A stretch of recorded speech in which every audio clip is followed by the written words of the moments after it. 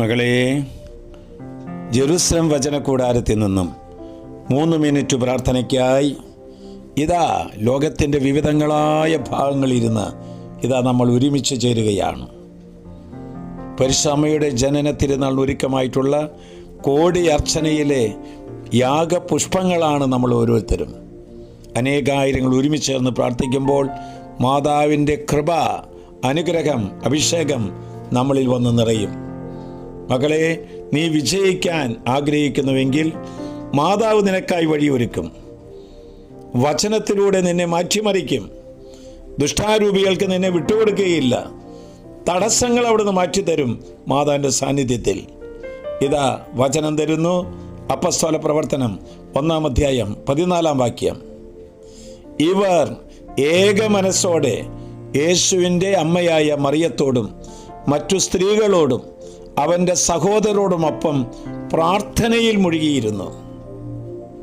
മകളെ, പ്രതിസന്ധികളുടെ നടുവിൽ മാതാവിൻ്റെ നേതൃത്വത്തിൽ മാതാവിൻ്റെ തിരുസ്വരൂപം വെച്ച് മെഴുകുതിരി കത്തിച്ച് ജപമാല ചൊല്ലി പ്രാർത്ഥിച്ചാൽ നിന്റെ പരാജയത്തിൻ്റെ വഴികൾ അവിടുന്ന് മാറ്റി വിജയത്തിൻ്റെ വഴികൾ നിനക്കായി തുറന്നു തരും.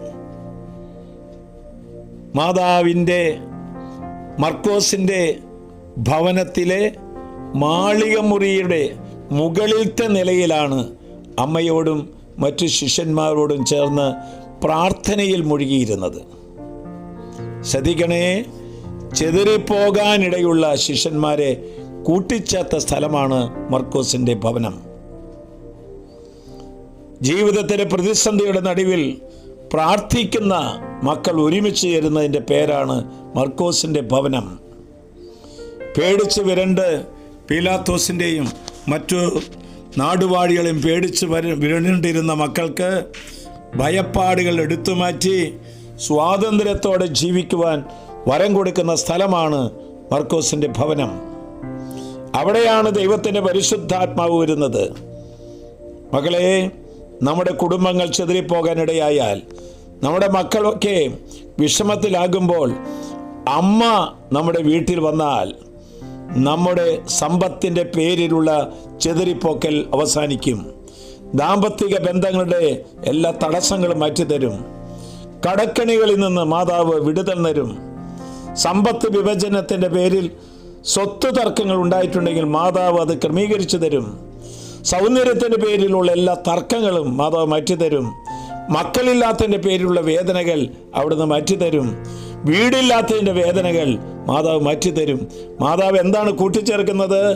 ആത്മീയമായി വളരാനായിട്ടുള്ള അനുഗ്രഹം അവിടുന്ന് തരും. ശാരീരികമായ വൈകല്യം ഉണ്ടെങ്കിൽ എടുത്തു മാറ്റും.